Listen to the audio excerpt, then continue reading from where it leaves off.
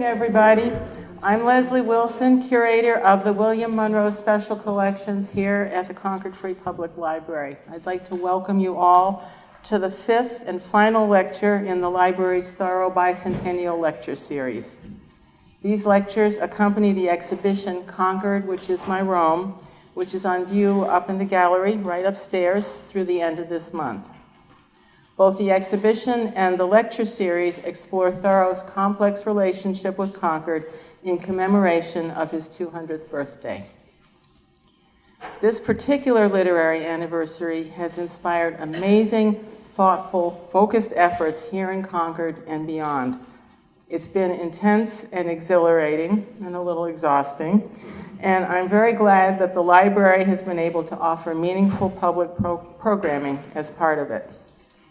Special collections programs like this afternoon's lecture are supported by the Concord Free Public Library Corporation, the private nonprofit entity that owns, maintains, and establishes policy for the library's special collections. It gives me great pleasure to introduce our distinguished speaker, Robert N. Hudspeth. It's an honor to welcome him back to the library this afternoon. Some of you might remember that he was here in 2007 for the joint Concord Free Public Library Thoreau Society exhibition and lecture series, Reconstructing Thoreau's World. Professor Hudspeth received his doctoral degree from Syracuse University in 1967. Over the course of his academic career, he taught at the University of Washington, Pennsylvania State University, the University of Redlands, and Claremont Graduate University. He's now Professor Emeritus of English at the University of Redlands and Research Professor of English at Claremont Graduate University. Bob Hudspeth has turned out an impressive body of scholarship, including books, chapters in books, articles, and reviews. His biography of the poet Ellery Channing was published in 1973. His definitive 6-volume edition of the Letters of Margaret Fuller appeared between 1983 and 1994. He's currently occupied in editing the Correspondence of Henry Thoreau in 3 volumes as part of the Thoreau edition published by the Princeton University Press. The first volume of the Thoreau Correspondence was published in 2013. Volume 2 is in production, Volume 3 in progress. When completed, this full-scale scholarly edition will include every extant letter written or received by Thoreau. In all, some 650 letters, roughly 150 more than in any previous edition. Is that true? That's true. That's true. Including dozens that have never been published. In addition, Bob Hudspeth has served as president of both the Margaret Fuller Society and the Thoreau Society, and he's highly respected by his colleagues. Inspired by his scholarly generosity and collaborative spirit, in 2004, the collection Lives Out of Letters, Essays on American Literary Biography and Documentation was published as a festschrift in his honor. Please welcome Robert N. Hudspeth. Thank you, Leslie.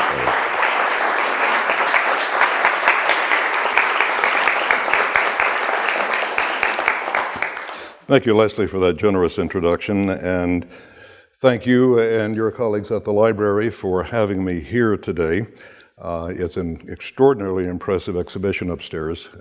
It's the sort of thing that really only the Concord Free Public Library could do and would want to do. It's a grand thing. I first came here 51 years ago to start my work on my dissertation on Ellery Channing. And I remember very vividly being simply dazzled by this room. I thought that this is the way that a library should look, and that I would want to come back here. And so I have many times over the past 51 years, and it's always good to be here. Could you speak up? Could you hold the mic? Hold the mic, take it off and hold it. That'll be a little difficult. That will be a Just kiss it. We'll see how this works when I actually start to read. I'm ad-libbing at the moment. As I was doing my paper, I was aware of the fact that I was treading in footsteps much larger than mine who have been here before. Lecturing to a Concord audience was something that Thoreau and Emerson and their friends did fairly often. And I must say that it's intimidating to think that one follows in those footsteps. What I hadn't really counted on was the fact that I have Waldo Emerson looking over my shoulder. That's intimidating. But one does the best one can. I intend today to speak to you of a body of writing that is little known for most people. Most people are interested in Thoreau, but they know his writing in other ways. This writing is at the margins, not because it's unimportant or uninteresting, but because it fails to give the reader a sustained narrative. Instead, it goes by fits and starts. I mean, of course, Thoreau's Correspondence, the letters between him and some 52 correspondents that span his life from 1834 to his death in 1862. I would safely guess that everyone in the room has read at least a portion of Walden, and many of you have probably read it more than once. Probably almost all of you know Civil Disobedience as well. From there, it might drop off. The essays Walking, Life Without Principle, the travel books to Maine and to Cape Cod, the voluminous journal. Sad to say, I think the letters come last in my speculative list. I know that, interesting as they are, they're not readily available in user-friendly and cheap editions, and I have to ad-lib for a moment, with the exception of a very nice volume that my late friend Brad Dean did of the letters from Thoreau to Harrison Blake in Worcester. You do, however, know one line from a Thoreau letter, "Concord, which is my Rome, and its people who are my Romans," the title of the exhibition that sponsors this talk. It's from an 1843 letter to Richard Fuller, Margaret Fuller's brother. Leslie got to that title before me, but I found another good one, and again, this time in Thoreau's letters. This one was written to his mother from Staten Island in 1843. Concord, he says, is still a cynosure to my eyes. Cynosure, which means center of attention or attraction, derives from the Greek and originally referred to the pole star, the most important aid to navigation for ancient travelers. And indeed, the town acted as a cynosure for Henry Thoreau. How it did and what resulted from it are my topics today. A reading of the letters allows us to see Thoreau as a man living in a specific time and addressing himself to specific people. There is a common misperception about Thoreau that he was some kind of hermit, or at least an antisocial, truculent outsider. Well, he was often a stinging critic of his townsmen, but that's not the whole truth. As fine a book as Walden is, and it is a genuine masterpiece, its very success leads some, perhaps many readers, to think that this is all there is to Thoreau.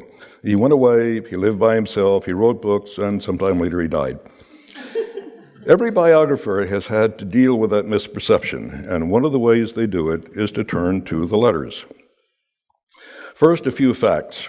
They change from the number that Leslie just had. We have, at this point, 646 surviving letters, of which 338 were written by Thoreau and 308 were written to him, and we know of 52 correspondence.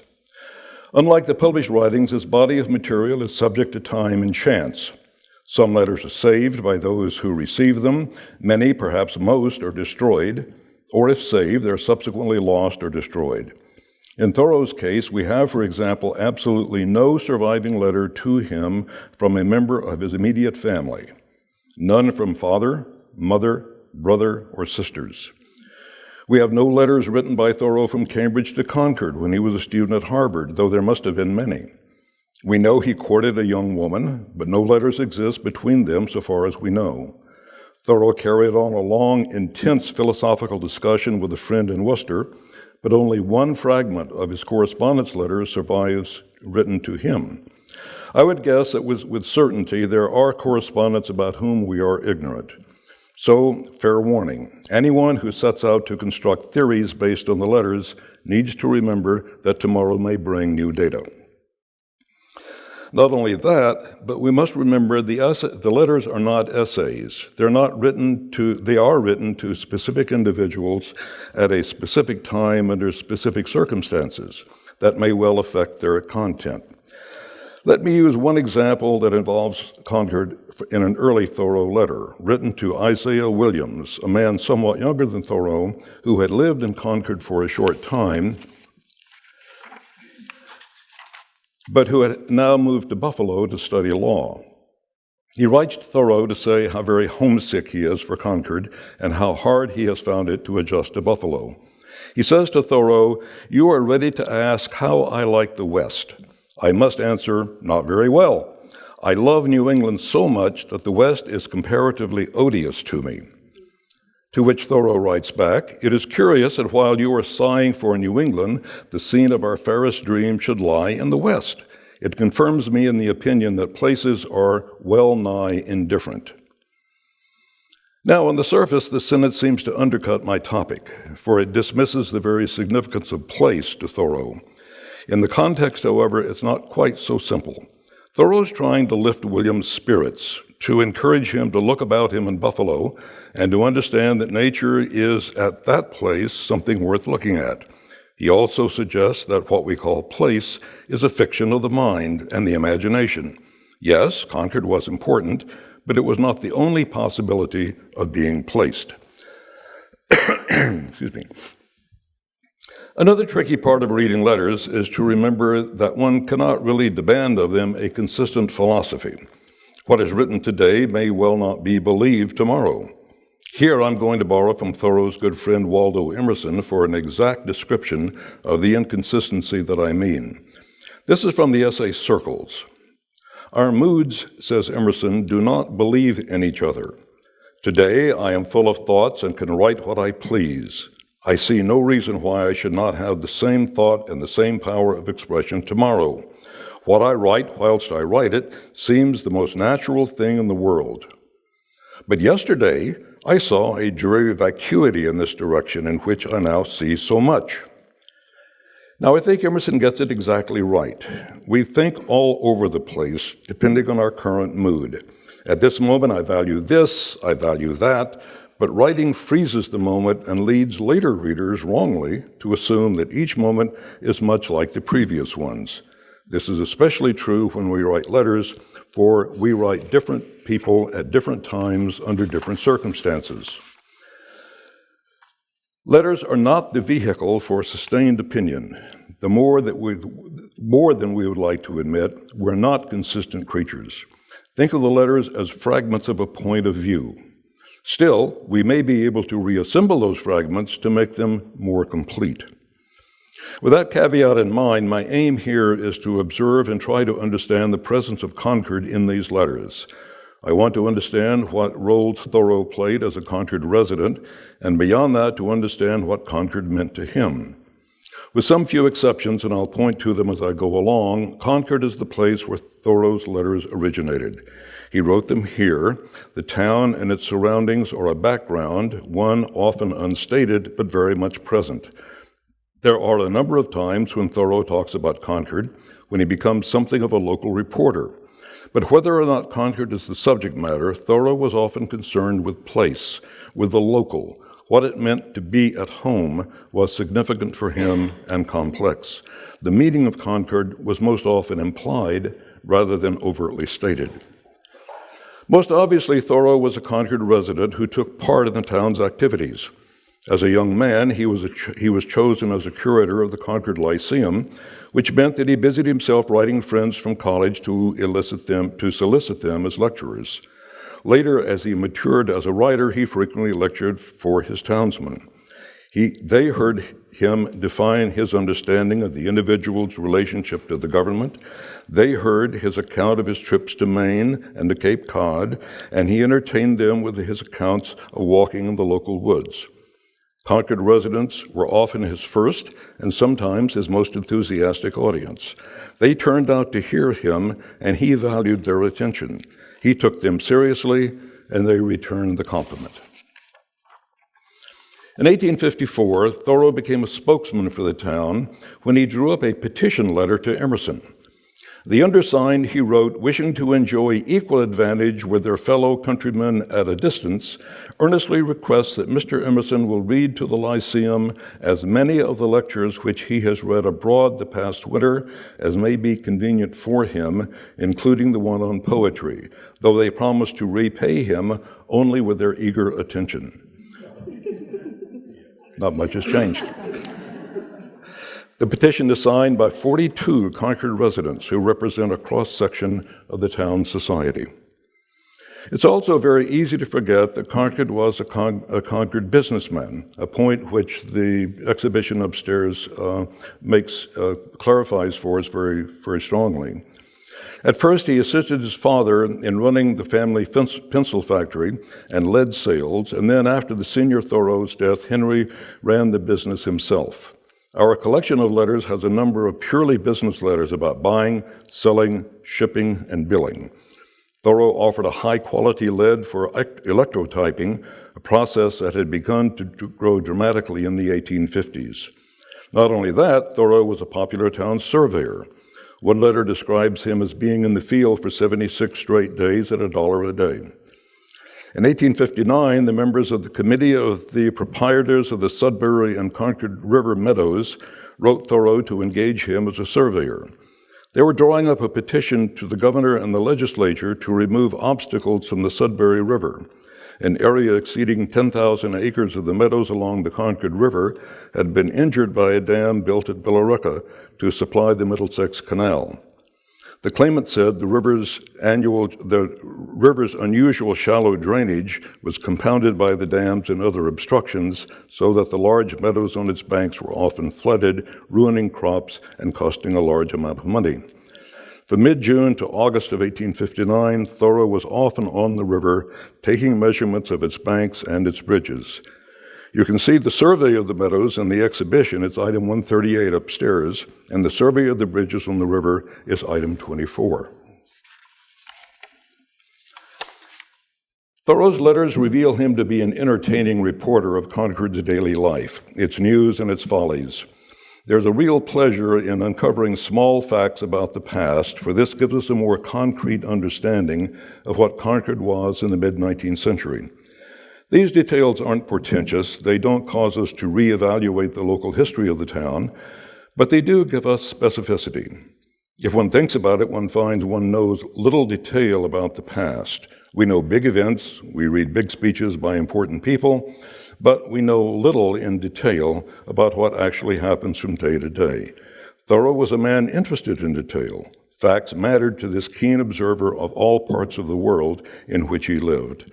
For instance, in June 1840, Thoreau writes an unidentified correspondent who had written him about the possibility of establishing a singing school in Concord. Whoever the author, he assumes that Thoreau knew the town well enough to give him the facts that he wanted in response. Thoreau makes it clear the town was already well furnished with singing opportunities. The town, or parish, he writes, contemplates a school the next winter which shall be public and open equally to old and young, learned and unlearned. The people have been accustomed to look at the parish for these things, and to them a dollar ever has lost some of its weight when it has passed once through the assessor's hand. When I looked into this, I found the Concord First Parish supported public singing of sacred music from a singing fund that had originated in a bequest from Abigail Dudley in 1814. The town had long supported singing schools, which were created every 2 or 3 years. Did you know that in 1847, a Concord resident had a telescope? Well, Paris Blood, who lived just north of the town, had one, and Thoreau looked through it. As he says to his sister Sophia, I went to see Paris Blood some time ago with Mr. Emerson. He had not gone to bed, but was sitting in the woodshed in the dark alone in his astronomical chair, which is all legs and rungs, and a seat which can be inserted to any height. We saw Saturn's rings and mountains of the moon and the shadows of their craters and the sunlight on the spurs of the mountains in dark portions. Apparently, the low power scope so piqued the interest of Blood and his friends that they went to Cambridge to look through the much larger scope at Harvard. Here's Thoreau's report to that, written this time to Emerson. Mr. Blood and his company have at length seen the stars through the great telescope, and he told me that he thought it was worthwhile. Mr. Peirce made them wait until the crowd had dispersed. It was Saturday evening, and then he was quite polite. The scene's a good reminder that Thoreau was not the only Concord resident who was scientifically curious, and that he was on easy conversational terms with his fellow townsmen. I'm sure that many Concordians would have agreed with when Thoreau expresses his dismay at the prospect of having a muster of the entire Massachusetts militia in and near Concord. From August 9th to the 11th of 1859, the entire 7,000-man Massachusetts militia was to assemble in an encampment here in Concord. Thoreau knew what was coming. The prospect is, he says, that Concord will not be herself that week. I fear it will be most like discord. Thank fortune the camps will be nearly 2 miles west of here, yet the scamps will be all over the lot. The very anticipation of this muster has increased the account of travel past our house for a month, and now the last whole houses have begun to roll that way. Thoreau is probably right to be concerned, for the Boston and the Fitchburg Railroad ran special trains of troops, and the town set aside 40 acres for spectators, and a crowd of 25,000, according to the Boston newspaper, gathered here in Concord. Thoreau's letter helps us remember that he dealt daily not only with the pleasures of being in Concord, but also its travails. He was not insulated from the scamps who undoubtedly raided his family melon patch.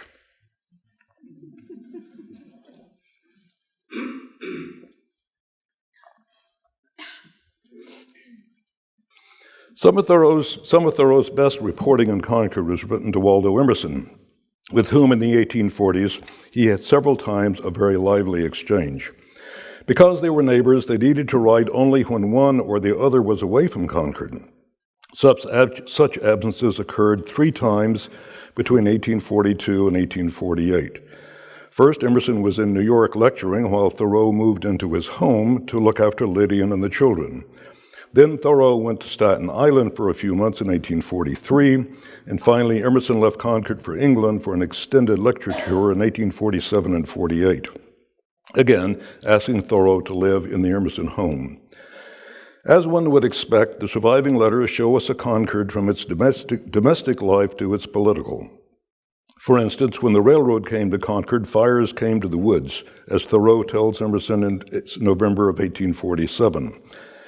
As I walked over Conadum the other afternoon, I saw a fair column of smoke rising from the woods directly over my house that was. But it turned out to be John Richardson's young woodlot, the southeast of your field. It was burnt nearly over and up to the rails in the road. It was set by a fire, no doubt, but the same Lucifer that lighted Brooks' lot before that. So you see, your small lot is comparatively safe for this season, the backfires having already been set for you. Now, this is news, and it's also entertainment. The woodlot is a profitable property.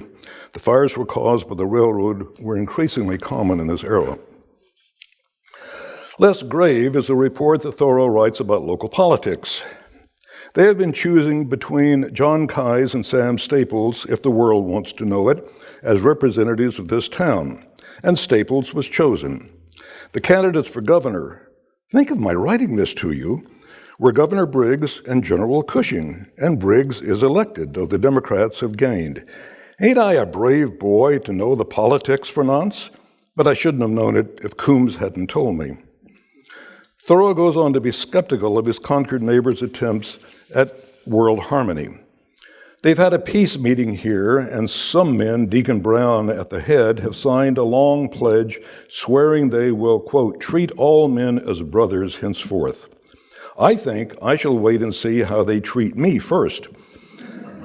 I think that nature meant kindly when she made our brothers few. However, my voice is still for peace.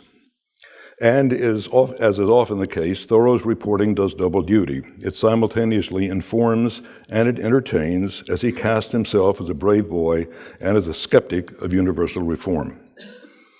Sometimes Thoreau simply records the local news, knowing that when Emerson was abroad, the thing he wanted most was the specificity of Concord. Here's an example of how a casual mention of what came to be civil disobedience begins a long train of local news. Lectures, Thoreau says, begin to multiply in my desk. I have one on friendship, which is new, and the materials of some others. I read one last week to the Lyceum on the rights and duties of the individual in relation to government, much to Mr. Alcott's satisfaction. Joel Britton, who was a local wood dealer, has failed and gone into chancery, but the woods continue to fall before the axes of other men. Neighbor Coombs, the same Coombs who gave him the political news, was found dead in the woods near Goose Pond with his half-empty jug after he had been missing for a week. At this time, Thoreau was close enough to Emerson that he could describe a painful encounter with another Concord resident. Here's the way he dramatizes it. I have had a tragic correspondence, he writes, for the most part of it all on one side, with Miss Ford. She did really wish to, I hesitate to write, marry me. That's the way they spell it. Of course, I did not write as deliberate an answer. How could I deliberate upon it? I sent back as distinct a no as I have learned to pronounce after considerable practice, and I trust that this has succeeded. And so the reporting goes. You get burned woodlots, elections, the lectures on civil obedience, financial failure, proposals of marriage. They all interest Thoreau, who knew they would likewise interest Emerson. It's all a part of being a small town that can entertain through its smallest details. So far, so good, but there's another side of Thoreau and another role that he plays as a keen and vigorous critic who stands apart from his townsmen. Writing to his sister Sophia in 1852, for example, he explodes about his Concord neighbors who had been caught up in a series of seances or spirit rappings. The passage is savage, and I think it's quite funny. Though it's long, it's worth quoting in its entirety. Concord, he says, is just as idiotic as ever in its relations to spirits and their knockings. Most people here believe in a spiritual world which no respectable junk bottle which had not met with a slip would condescend to contain even a portion of for a moment, whose atmosphere would extinguish a candle let down into it like a well that wants airing. In spirits, the spirits are very like bullfrogs in the meadow that they would blackball. Their evil genius is seeing how low one can degrade them. The hooting of the owls, the croaking of the frogs is celestial wisdom in comparison. Now, all that sounds bad enough, but Thoreau's just getting warmed up. If I could be brought, he says, to believe in the things which they believe, I should make haste to get rid of my certificate of stock in this and the next world's enterprise, and buy a share in the first immediate annihilation company that offered to exchange my immortality for a glass of small beer in hot weather. Who are the heathen? Was there ever any superstition before? And yet I suppose there may be a vessel in this very moment setting sail from the coast of North America to that of Africa with a missionary on board. Consider the dawn and the sunrise, the rainbow in the evening, the words of Christ and the aspiration of the saints. Hear music, see, smell, taste, feel, hear anything. And then hear these idiots inspired by the crackling of restless boards humbly asking, please, Spirit, if you cannot answer by knocks, merely the tips of the table. Now, I have to admit that part of this is written for the effect that it's making. He's showing off his literary habit of exaggeration and verbal play because he knows his sister will be entertained by it. Still, from Thoreau's perspective, this is Concord at its worst, and it's a Concord that he wants no part of. It's, of course, easy to see Thoreau as simply a naysayer who withdrew from his fellow citizens, and the continuing and I think completely understandable legacy of Walden is partly the cause of this, and we need look no further than the opening pages, where he uses his townsmen as foils to his experimented living. Let me quote the whole passage for you. I would fain say something, he says, not so much concerning the Chinese and the Sandwich Islanders as you who read these pages who are said to live in New England, something about your condition, especially your outward condition or circumstances in this world, in this town, what it is, whether it is necessary that it be as bad as it is, whether it cannot be improved as well. I have traveled a good deal in Concord, and everywhere in shops, offices, and fields, the inhabitants have appeared to me to be doing penance for 1,000 remarkable ways. What I have heard from the Brahmins sitting exposed to 4 fires, looking in the face of the sun, or hanging suspended with their heads downward over the flames, or looking at the heavens over their shoulders until it becomes impossible for them to resume their natural position, while from the twist of their neck nothing but fluids can pass into the stomach, or dwelling chained for life at the foot of a tree, or measuring with their bodies like caterpillars the breadth of vast empires, or standing up on one leg on the tops of pillars. Even these forms of conscious penance are hardly more incredible and astonishing than the scenes which I daily witness. Now, this is not, however, a description to a friend, and it's not reporting. The passage is pure hyperbole. It's a literary device written to introduce a complex narrative that will critique what we would call middle-class life.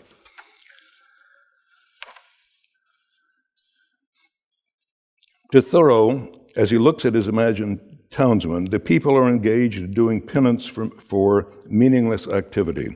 It's a staged scene that pungently tells the reader that Thoreau had found common life so unsatisfactory that he can express himself and display his distaste only through exaggerations. Thoreau's use of exaggeration is a topic in itself, and I think it's a fascinating one, but let me turn to Flannery O'Connor, who memorably describes a writer's need to make exaggerations. When you assume, she says, that your audience holds the same beliefs as you do, you can relax a little and use more normal ways of talking to it. When you have to assume that it does not, then you have to make your vision apparent by shock. To the hard of hearing, you shout, and for the almost blind, you draw large and startling figures. Thoreau was quite good at drawing large and startling figures. This is Thoreau at his literary best. Contemporary society is so vacuous that it must be represented in exaggerated terms. He finds it necessary to create a drama that pits his brave self against a grotesque town. But it's just that, a literary drama, composed, shaped, and rhetorically necessary. If we read this passage as if it were reporting of the sort we find in the letters, we would misread both Walden and the letters. As I hope to show, Thoreau was quite capable of presenting Concord as both a physical place and as a construct of the mind. There was a real Concord and an imagined one. A better example of Thoreau's supposed withdrawal from society can be found in his best known and shortest letter, one he wrote to Cyrus Stowe, the Concord town clerk, on January 6, 1841. I do not wish to be considered a member of the first parish in this town. That's it. That's the whole letter. You can see it. You can see it, by the way, upstairs. It's item 81 in the exhibition. A few years later, when he came to write Civil Disobedience, he revises the wording of his withdrawal and turns it into a fiction. In Civil Disobedience, he says, "Know all men by these presents that I, Henry Thoreau, do not wish to be regarded as a member of any incorporated society which I am not joined." Now, this is very witty, but it has a specific point. Thoreau did not want to pay a tax to the first parish after they had enrolled him without his consent in 1840. He was legally evading a tax, not withdrawing from the Concord community. The question of how Thoreau situated himself in Concord is more complicated than this note would lead us to believe. There are passages of the letters that unmistakably show Thoreau to be not at ease with his townsmen. Here's one from 1854, written to Harris Gray Otis Blake, his friend in Worcester, about whom we'll hear more about in just a moment. He says, what foreign countries there are, greater in extent than the US or Russia, and with no more souls to the square mile, stretching away on every side from every human being with whom you have no sympathy. Their humanity affects me as simply monstrous. Rocks, earth, brute beasts, comparatively, are not so strange to me. When I sit in the parlors or kitchens of some with whom my business brings me, I was going to say contact, business like misery makes strange bedfellows, I feel a sort of awe and forlorn, as if I were cast away on a desolate shore. This is a revealing drama in which he is the central character. Thoreau here exists on two levels. He's a Concord businessman going about his surveying, furthering the local commerce as well as his own income. He's integrally a part of the community. At the very same moment, he feels deeply his desolate estrangement from the community. He simultaneously is in it and out of it. At the physical level, Thoreau engages his neighbors, in fact, serves them well as a surveyor.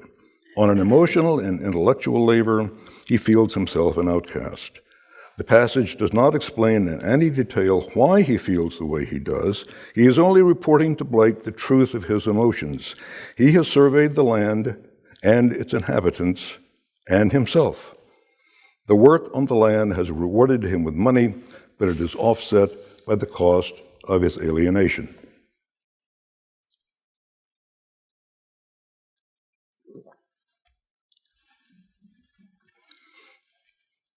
From the roles that Thoreau played in Concord, I want to turn to the question of what the town meant to him, a topic that's more complicated than we have so far seen. Early in his life, the town and its rivers were sources of verbal play. Concord was the stuff of comic delight. Before he graduated from Harvard, he writes a classmate about an afternoon in which he sailed on the Sudbury River, casting himself as a Homeric traveler who landed on the beach to find the natives a harmless, inoffensive race, principally devoted to agricultural pursuits, and appeared somewhat astonished that a stranger should land so unceremoniously on their coast. Now, this is not the real Concord, but it's an imaginary one, yet it's a Concord still in its physical presence, embodied in one of the rivers. A year later, Thoreau writes an even more imaginative, much longer letter to his brother John, casting both of them as Native Americans living in the pre-settlement Concord. In the letter, Henry passes along the latest political news that Albert Nelson has defeated Stedman Buttrick to be the local representative to the Massachusetts legislature, he does this by turning both the characters into Indians. Our old men, he says, say they will send the young chief of the Carlyles, that is Nelson, who lives in the green wigwam and is a great medicine, that his words may be heard in the long talk which the wise men are going to hold at Shawmut by the Salt Lake, that is Boston. He's a great talk and will not forget the enemies of his tribe. And this is all good fun between brothers, but it's also an occasion to exercise his imagination. Concord is here the material for the imagination. The town is to be used and enjoyed and turned into a literary performance. As literature, it's presaging the passage from Walden that I quoted earlier. Concord provided friendship for Thoreau. As Leslie has noted in her introduction to the catalog to the exhibition, Thoreau's friendships extended far beyond the town's famous writers. He writes letters to Lydia Emerson and her sister Susan Jackson Brown. He often mentions George Minot and Edward Hosmer. I've already quoted his reference to Essex Coombs, who was a local drunk with whom Thoreau socialized. That said, Thoreau found his deepest Concord friendships among the writers, Ellery Channing or Bronson Alcott, all of whom lived here in Concord, with the occasional residencies of Nathaniel Hawthorne and visits to Margaret Fuller. Friendship was important for Thoreau. It was sometimes the subject of his writing. It was always in his mind. It was common and everyday experience in the town.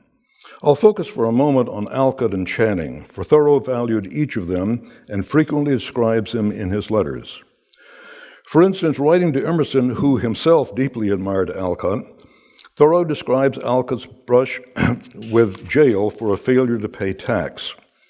I suppose they have told you how near Mr. A went to jail, but I can add a good anecdote to the rest. When Staples came to collect Mrs. Ward's taxes, my sister Helen asked him what he thought of Mr. A, asked him what he thought he meant and what his idea was. And he answered, I believe it was nothing but principle, for I never heard a man talk honester.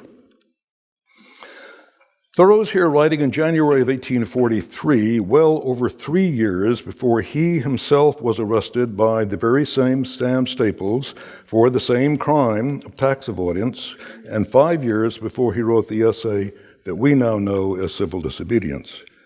Clearly, Thoreau knew the dramatic value of the arrest and the escape, though he was more capable himself of writing that drama than was Alcott. Thoreau knew that Emerson would both share his admiration of Alcott and understand both the comedy and the seriousness of the event. It entertained Thoreau, and in turn, he knew it would entertain Emerson. We have two Concordians sharing a complex moment about a third one. Alcott is remembered partly because of his improvidence, his stubborn adherence to the life of a philosopher that brought hardship to his family that is very hard to ignore. Moreover, he lacked the literary gift of language that marks Emerson and Thoreau, so he's an interesting, though shadowy figure to us in our generation. But there was a triumph for him in Concord, one that Thoreau nicely catches in an 1858 letter to Daniel Ricketson, a friend in New Bedford. You may be interested to hear, he says, that Alcott is at present the most successful man in the town. He has had his second annual exhibition of the schools in the town hall last Saturday, at which all the masters and misses did themselves great credit, as I hear, and of course reflected credit on their teachers and parents. They were making little speeches from 1 till 6 o'clock p.m. to a large audience, which patiently listened to the end. In the meantime, the children made Mr. A an unexpected present of a fine edition of Pilgrim's Progress and Herbert's poems, which of course overcame all parties. Now this is Concord that has rewarded good work and shown its appreciation to a man who had not succeeded by the world's notion of success. Thoreau had long known and admired Alcott, and he knew that all too few in Concord shared his opinion. The moment of triumph deserved to be recorded. But if Alcott was a misunderstood genius, Ellery Channing topped him. The son of a distinguished Boston doctor and nephew of the great Reverend William Ellery Channing, for whom he was named, Ellery Channing was determined to be a poet, even if it meant poverty, which it did, or obscurity, which it did. Thoreau, however, valued Channing in ways that he did no other man, Emerson included. Ellery was the frequent walking companion in the Concord woods, and Thoreau never seemed to tire of his mercurial temper. An early description catches it well, written to Emerson.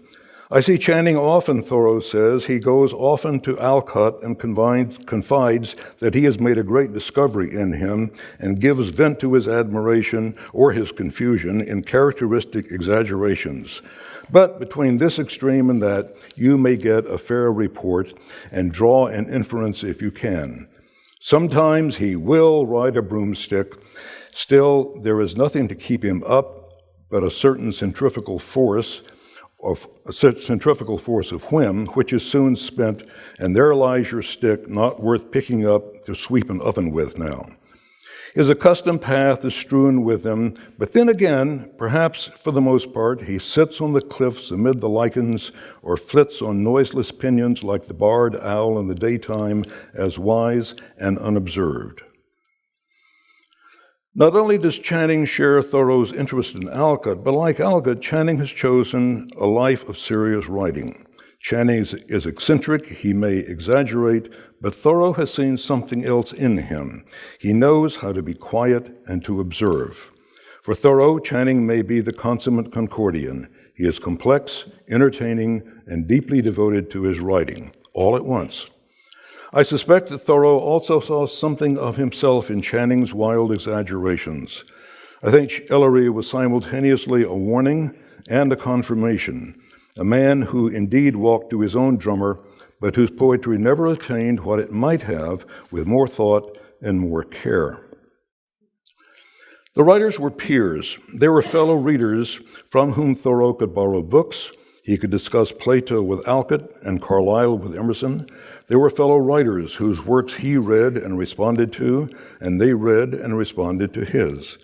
As he says to Lydia and Emerson, "What wealth is it to have such friends that we cannot think of them without elevation?" I think it is also telling that both Channing and Alcott, to some degree, fell outside of the respectability in town, just as Thoreau did to some of its more conventional minds. The title of the library's exhibition and to this talk make it clear that the fact of Concord was on Thoreau's mind. In a homesick letter to Lydia and Emerson written from Staten Island in 1841, he says he feels, quote, like the man who, when forbidden to tread on English ground, carried Scottish ground in his boots. I carry Concord ground in my boots and in my hat. Am I not made of Concord dust? It sounds as if Thoreau imagines himself having been created like Adam, but now cast out of his Eden called Concord.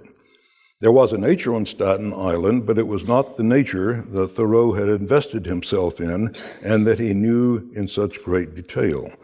Not all nature was the same.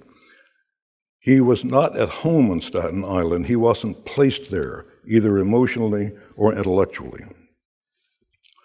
For that reason, we can say that Concord was a defining place. It was a center that he never forsook. One tends to forget how much Thoreau traveled. He went to Maine 3 times, to Cape Cod 3 times, to Canada, to the White Mountains, to the more local mountains, to cities around Massachusetts to lecture, and to Minnesota for his health. He was surprisingly often on the road.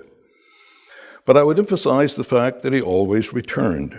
He stayed in Concord by choice, despite the several opportunities, all of which were conveyed to him in his correspondence, that he was offered to move to some new place. Isaac Hecker urged Thoreau to Europe for a walking expedition. Horace Greeley seriously solicited Thoreau to move to New York City and be the tutor for the Greeley children. And Thoreau entertained the idea long enough for the two of them to talk about actual salary. His good friend in New Bedford, Daniel Ricketson, offered to buy Thoreau a small island in the Middleborough Ponds if he would move down there. Thoreau's reply to Ricketson may stand for his reply to all of them. I am engaged to Concord, he says, and my very private pursuits by 10,000 ties, and it would be suicide to rend them. He was not about to commit that sort of suicide, but he didn't just ignore the question of where to live. For on several occasions, he directly discusses the relationship between staying at home and going abroad.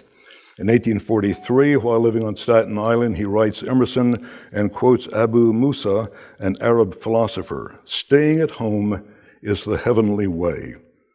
The very next year, he wavered in his response to Isaac Hecker, saying, "Far travel, very far travel, or travail, comes near to me to be the worth of staying home." A decade later, he put it quite bluntly to Ricketson, "I have a genuine genius for staying home." But still, he traveled. Concord provided the emotional and the physical security to make sojourning only possible but rewarding. He always had a place to come back to. A comment written to Alcott lets us understand at least one way in which staying and going were bound up fruitfully for Thoreau. In 1856, when Alcott was living temporarily in Connecticut, Thoreau expresses a wish to visit the Connecticut River Valley. I also wish to get some hints from September on the Connecticut to help me understand the season on the Concord, to snuff the musty fragrance of the decaying year in the primitive woods. This brief comment shows clearly that traveling was one way to see Concord in new forms and to see it better. The ability to compare and contrast was important to Thoreau, for he was a collector of detail. Going abroad was a version of knowing home much better. However, being at home and being placed did not mean that Thoreau was always satisfied.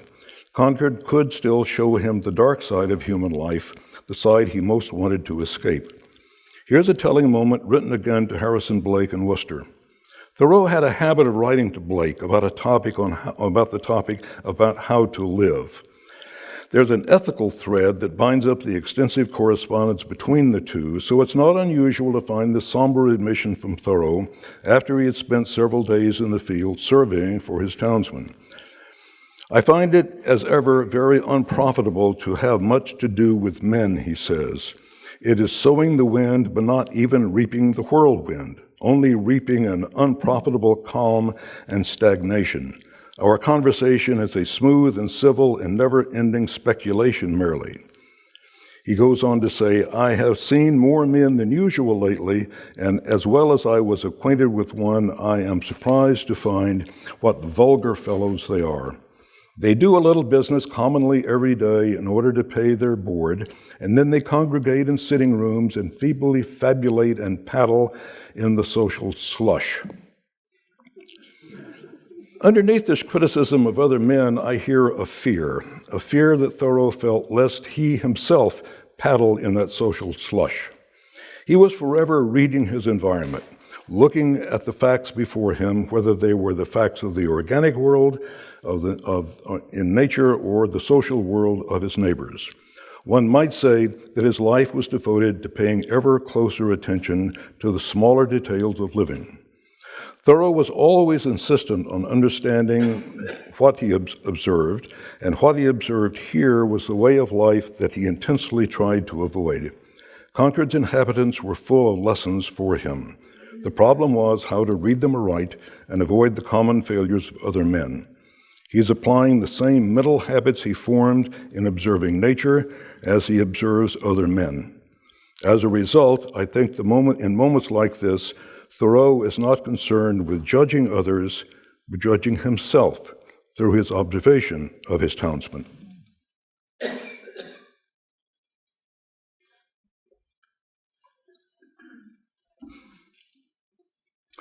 Concord was and is a physical place. It's a home for people, a landscape rich and varied, a series of ponds, marshes, 3 rivers. All of that mattered to Thoreau, for he had an extraordinary capacity to examine the physical world and all of its manifestations. The satisfactions that Concord offered him appear to be endless. But that's only the beginning of an answer to what Concord meant for Thoreau. For the very physicality of Concord allowed him to experience and write about a reality beyond that material world. We must remember that he was a thoroughgoing philosophical idealist, a man for whom the physical world was not the final reality, for whom there was another reality beyond the physical. Thoreau defined that perception to Blake in a letter in 1850. On the surface, it appears to have nothing to do with Concord, but I think it does. Thoreau was on Fire Island, responding to the aftermath of the shipwreck that killed Margaret Fuller and her family. Emerson and the Fuller family had sent Thoreau there to try to recover any bodies that might be and the belongings that might have washed up. After it was all over, he wrote to Blake this: I find the actual events, notwithstanding their singular prominence, which we all allow them, are far less real than the creation of my imagination. They are truly visionary and insignificant. All that we commonly call life and death affect me less than my dreams. I have here in my pocket a button which I ripped off the coat of the Marquis of Ossory on the seashore the other day. Held up, it intercepts the light, an actual button, and yet all the life it is connected with is less substantial to me and interests me less than my faintest dream. Our thoughts are the epochs of our lives. All else is but a journal of the winds that blew while we were here. I find this confession of faith to be revealing in many ways, one of which helps us understand Thoreau's attachment to Concord. The town was real, physical, and complex, but it also fed Thoreau's imagination, and imagination was paramount for him. In short, Concord did not intrude itself, but instead fed his thoughts, those epochs of his life. The town satisfied his bodily needs, but more importantly, it worked as part of his imagination.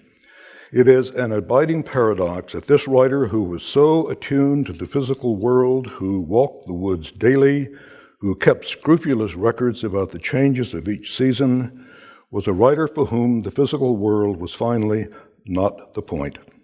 He had an uncanny ability simultaneously to entertain a genuine commitment to nature and to the immaterial reality that lies behind it. You may notice here I'm quoting a lot of letters from Harry Blake, the letters to Harry Blake. These are the letters that most clearly reveal the Concord of the mind. Here's a direct example of how Concord, in the presence of the Assabet River, could, in Thoreau's letter, become something more than mere water. Thoreau's writing Blake to thank him for visiting him for a boating expedition that they took on the Assabet. If, forgetting the allurement of the world, he writes, I could drink deeply enough of the river, if cast adrift from its shore, I could with complete integrity float on it. I should never be seen on the mill dam again.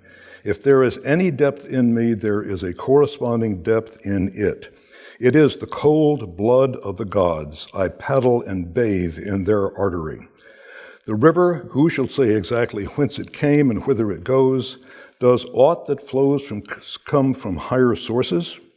Many things drift downward on the surface which would enrich a man if he could only be on the alert all day and every day, and the nights are as long as the days. Here Thoreau describes his idealist vision: shed the allurements of the world, immerse oneself in the physical, and then experience the artery of the gods. Finally, and all of this depends on being on the alert every day and all day. This is the possibility of Concord. This is the enticing vision of what it could be. It is here that Thoreau reaches his deepest meaning of what Concord was for him, and he was at home in both those worlds. Thoreau's persistent interest in the mind and the unseen reality of its behind it at its purest was aided and abetted by a Concord that could reconfigure in his mind. Again to Blake he says, it should not be in vain that these things are shown to us from day to day. Is not each withered leaf that I see on my walk something which I have traveled to find? Traveled who can tell how far? What a fool he must be who thinks his El Dorado is anywhere but where he lives. The search for the fabled treasure of El Dorado begins and ends at home. At every turn, the letters, like his public writing, confront us with the paradoxes that the man who traveled abroad also traveled much in Concord. The man who was devoted to nature was equally devoted to spirit. The man who was troubled by his townsmen was devoted to them. Thoreau spent his adult life examining and recording the immediate world in great detail for a number of reasons. One of these was to find the material for figures of speech and concrete and figures of speech for his writing. And Concord was his place, found its place in his mix of nature, metaphor, and philosophy. I think it revealing that in the letters, Thoreau finds Concord useful in several letters, but he never talks about the Concord of history. The town, after all, had quite a deep history, and one which he knew quite well, but he does not invoke that history in his correspondence. When Concord appears in the letters, it appears in the present tense. And so we come back to the beginning. On the eve of his move to Staten Island, Thoreau writes, I expect to leave Concord, which is my Rome, and its people who are my Romans. It is Rome of the Republic, not the Rome of the Empire, I think, that Thoreau must mean. His Rome and Concord is devoted to the res publica, the common good, from which we derive our English word republic. A town of that sort, Thoreau intimates, breeds citizens with Roman virtues of constancy, dignity, and truth. His Massachusetts Rome embodies private virtues in its public presence. Thoreau's Rome most surely did not correspond exactly with the actual Concord of the 1840s and 50s, but that's not the point. In his mind, the two merged, and from that merge, he could draw strength and encouragement. If he thought the town could stand for the res publica, he knew that there was a part for him to play. As long as Concord was a cynosure, he knew where to steer. I've saved for what I think is the most telling and meaningful example of Thoreau's relationship to his Rome in a February 1954 letter. Then Thoreau had measured a piece of land for his cousin George Thatcher. Thatcher was one of 3 legatees of Deacon Reuben Brown, who had recently died. Here's Thoreau's description. Measuring on Mr. Hubbard's plans of 1836 and 1852, which I enlarged, I make the whole area wanted for a cemetery 16 acres and 114 rods. That includes a path 1 rod wide on the north side of the wood next to the meadow and all of the Brown farm north of the new road, except for the meadow of about 7 acres and a small triangle about a dozen rods next to the agricultural land. The above result is probably accurate within half an acre. Nearer I cannot come without a resurvey. The town of Concord later bought the land to create what they called a new hill burying ground. When it was dedicated in 1855, it was named Sleepy Hollow. So what we have in this letter is Thoreau helping to create Sleepy Hollow Cemetery, in which he is buried. I can't think of a more apt symbol. Thoreau, the Concord surveyor, helped create the place where he would forever lie. He lived here, he died here, he remains here. His identification with the town is complete. I quoted earlier his question, "Am I not made of Concord dust?" Well, yes, then and now, dust to dust. His remains are the very soil of Concord, in the very place he defined, both with his surveying instrument and with his pen. Thank you very much.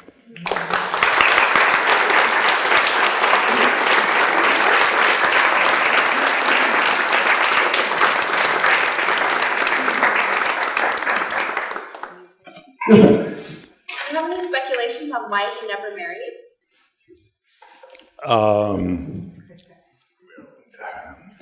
No. I'll jest with you a moment. I'll give you a serious answer. I think the question would be, why did he entertain the idea in the first place?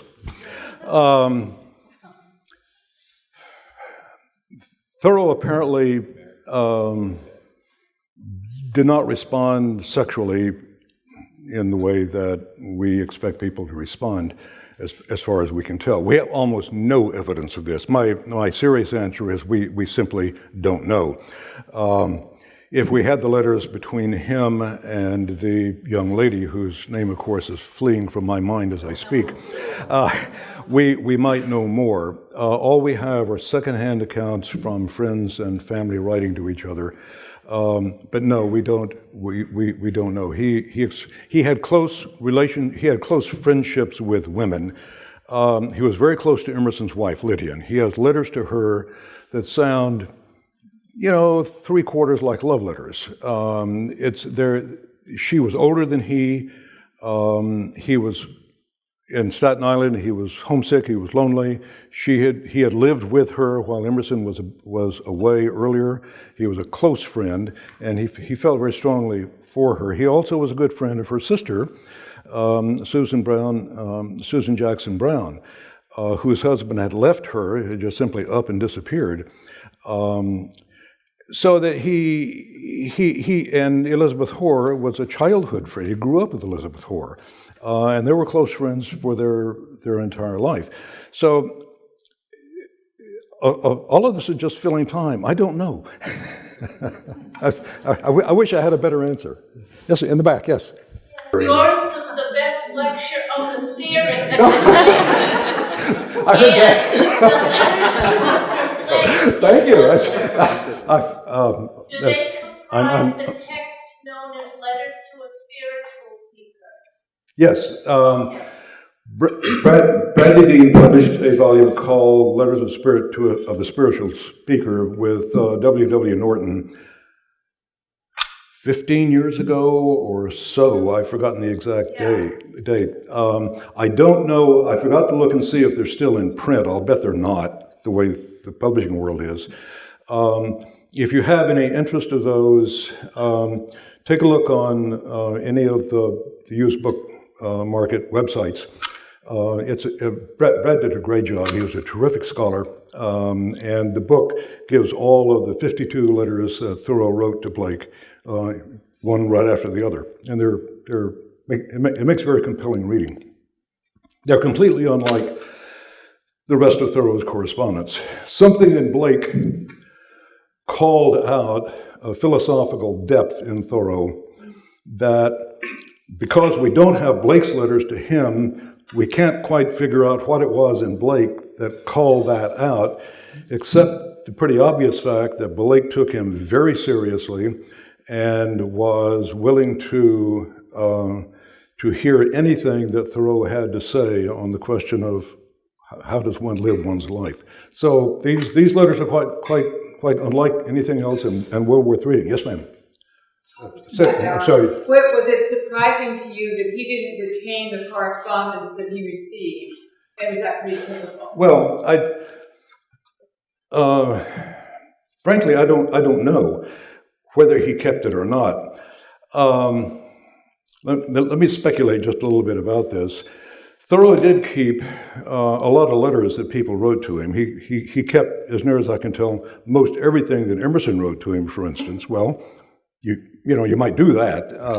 That's obvious. But he kept a lot of other letters that people wrote so that they survived, and then the family took care of them. And one of the rituals in the 19th century was when a person died who had a collection of letters that had been sent to him, that the family sent the letters back to the person who sent them. So I think the Thoreau family probably sent a lot of Emerson's letters back to Emerson.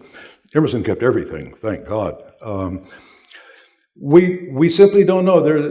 Letters are such fragile and easily lost or destroyed things. The fact that there's simply nothing from his family would suggest the family destroyed everything. I mean, that's my best guess, is after Henry died, whatever he had kept of letters that his parents and sisters and brother had sent to him, the family just got rid of them for privacy reasons. You never know. These letters can be squirreled away in somebody's attic, and then all of a sudden, here they are.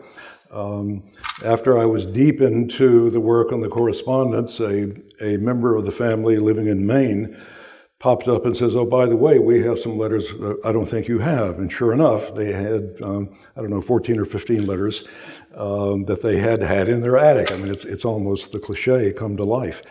When I was working on Margaret Fuller, published the first volume of Fuller's letters, and all of a sudden got a letter from a descendant of her brothers living in New York saying, "Oh, I didn't know nobody cared. I got a bunch of those letters."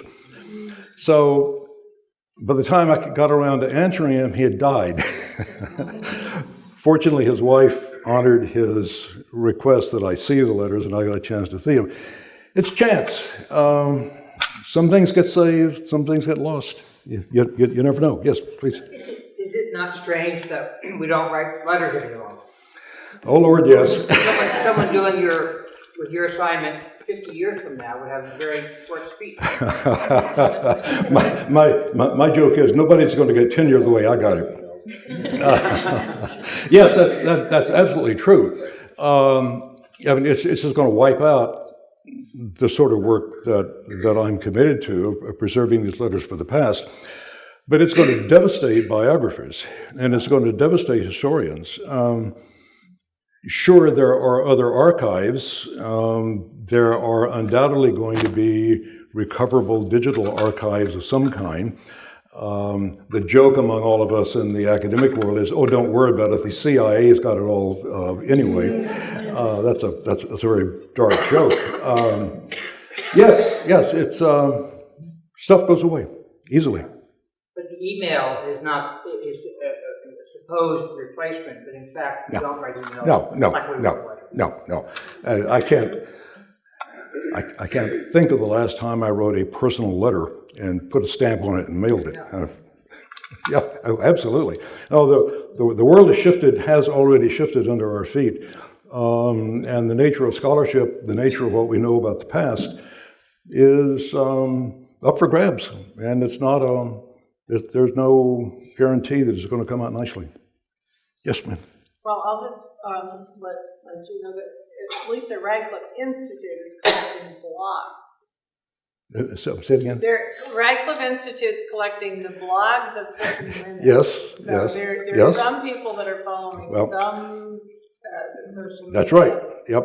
And I think there are even more doing the same thing. Part of it comes out to be then, of course, the recovery of those. I'm thinking about all those volumes that I did on old 5-inch floppy disks back in 1984 and 85. I don't think there's a machine around that could read those things. There's a computer museum. What? Computer museum. Ariel? Having worked on both the letters of Thoreau and Fuller, can you speak a little bit more to their relationship, their friendship, their correspondence, Sure. their association with one another? Their correspondence was brief.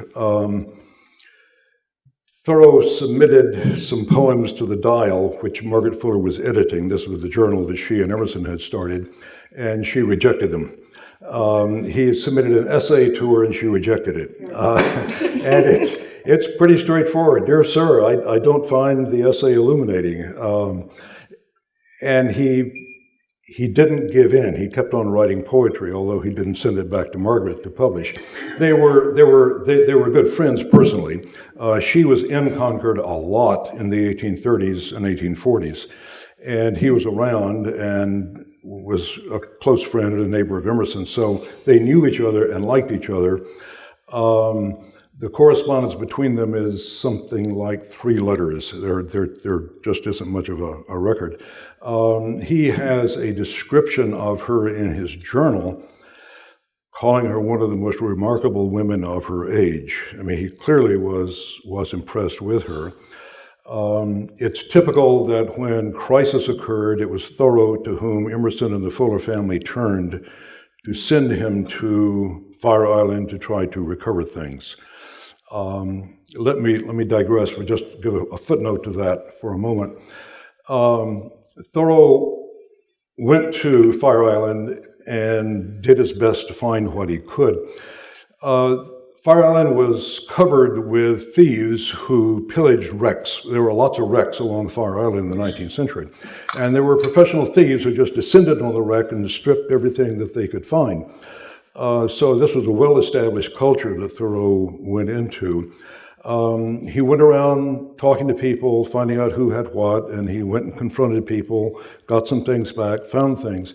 He wrote a long, 14-page document for Emerson describing what he had done. I went here, I went there, I saw this, I saw the other. That disappeared. It just went away. A page of it turned up in a manuscript volume of his complete works, and that owner has made that page public now for some time, so we had that page. Well, 18 months or so ago, the Houghton Library was offered the entire manuscript and got it. So the whole thing is now at Harvard. And we have it and transcribed it, and it will be an extensive footnote, about 8 pages worth of footnote, in volume 2 of the letters. This is a commercial.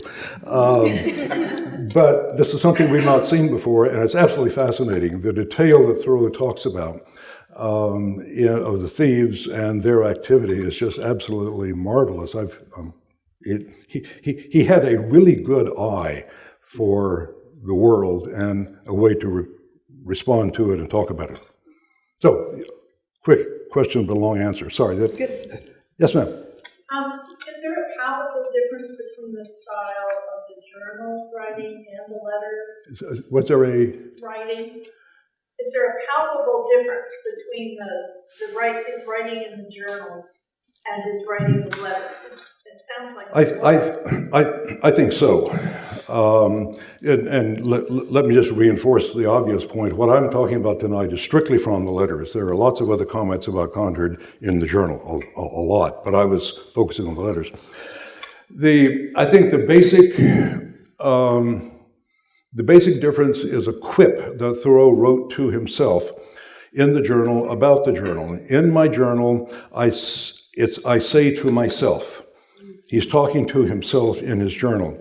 In the letters, he's always talking to somebody else. And I think there's an absolute difference in the rhetoric between those two. The letters are more composed.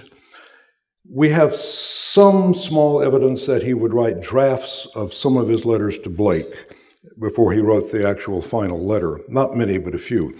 The journal, well, he wrote it, but then he revised it. We know about revising the journal also. But yes, I think there is a difference. That writing for oneself,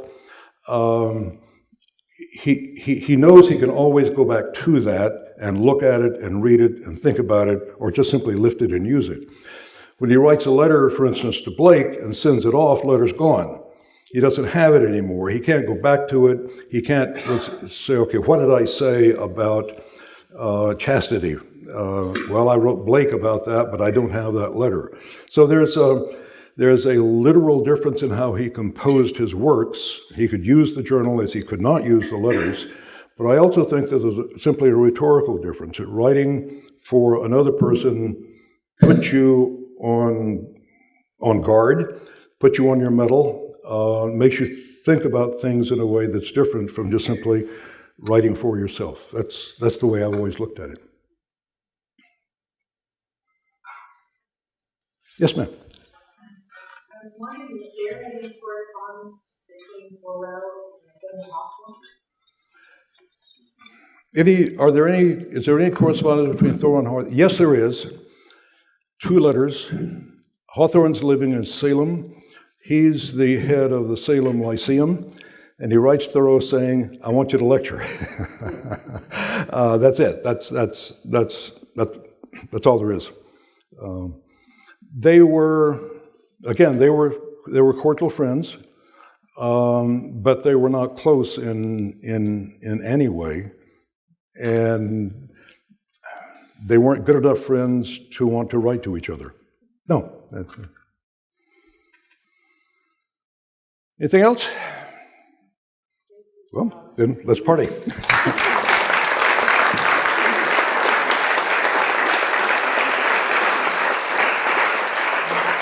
Thank you.